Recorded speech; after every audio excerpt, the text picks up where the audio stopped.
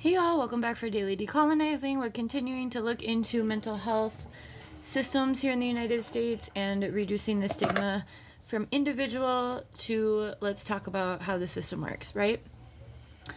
All right, we're going to do a little bit of a throwback, but first, the first prompt is, do I believe everyone should have access to the care they need? All right. Have I ever heard of Reaganomics? And do I understand the deinstitutionalization?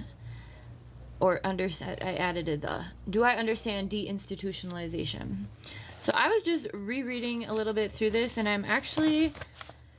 Reagan gets a bad rap for doing deinstitutionalization within the Reaganomics of the 1980s.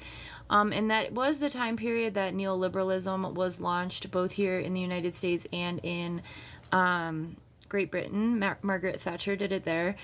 So the world governments were working together to instill neoliberalism.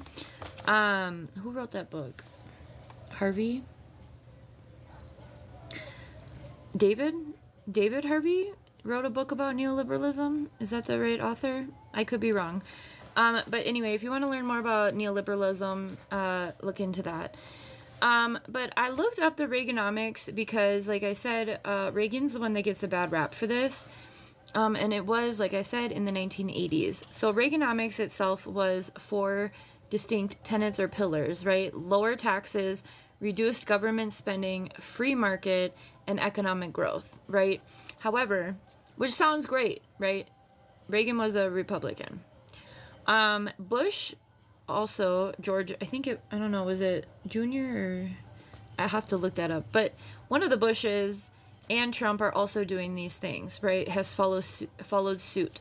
The thing about this is that these economic pillars or these economic systems make the rich get richer and the poor get poorer. It makes the wealth gap go cray cray, right? So Democrats have often used middle class as a really important part of their platforms for re-election or getting elected into office, right at that level, because Republicans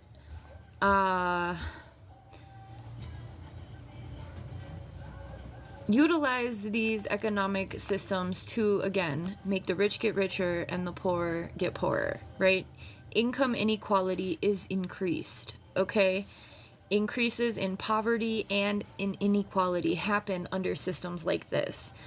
So, what we've already learned about mental health, it's a lot of people who are either going through really struggles, right? Lots of homeless folks, lots of people with addiction, lots of low-income folks who don't even have the availability to get into systems that they need, right? That first prompt that we did, do I believe everyone deserves the care they need, right?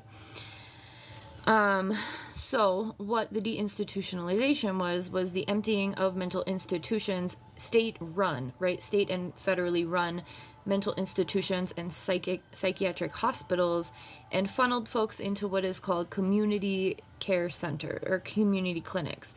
The important thing about this, though, is that JFK was the one who signed this into law, and it was called the Community Mental Health Act in 1963. So the process of moving individuals out of state and public mental hospitals has been a thing and was a thing from 1955 until 1980. But Reagan often gets the rap for doing all of that, which is just not the way it is. I'm not saying I love Reagan. I'm just saying this is the truth, okay? So the population went from about, I'm not good at reading numbers with commas, hang on, 559,000 people who were in state mental health hospitals, right, to about 154,000, okay? So I don't do math, but that in itself is what? That's a huge decrease, right? I don't do percents. So if you do percents, go ahead, comment. But all that to say is that when those hospitals closed, where did folks go? What care did people get, right? Who was running the community clinics? Because remember, Reaganomics, they wanted to reduce government spending. So they didn't want to put money into services for people, right? Again, the rich get richer, the poor get poorer, and their safety nets are extracted, right? Also, just want to say that the Diagnostic and Statistical Manual and Big Pharma in the United States really rocketed in the 1950s. That's when they had the drugs like lithium and Haldol and Thorazine, the really hardcore psychotropics that they were starting to use on people, and medication became really huge in the 1980s. A fun experiment is to go to get like old National Geographics. If you get National Geographics from before 1980, you'll see the ads are a lot of states, like states being like, visit here, visit us here, right? Once the 1980s happened, the ads really shifted dramatically and a lot of pharmaceutical ads started happening.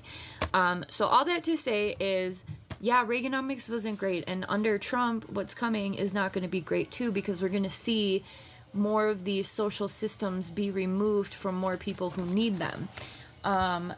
In addition to big pharma and drug addiction and things like that on the up, right? Because people are seeking ways to escape this reality because, again, the rich are getting richer and the poor are getting poorer.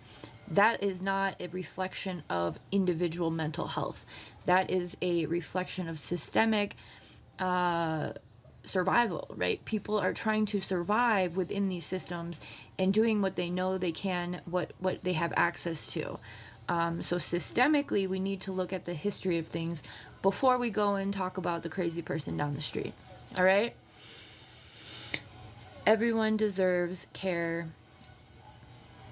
What that looks like is drastically different for everybody. That's another thing. It's not just a one solution for all. All right? Have a good one.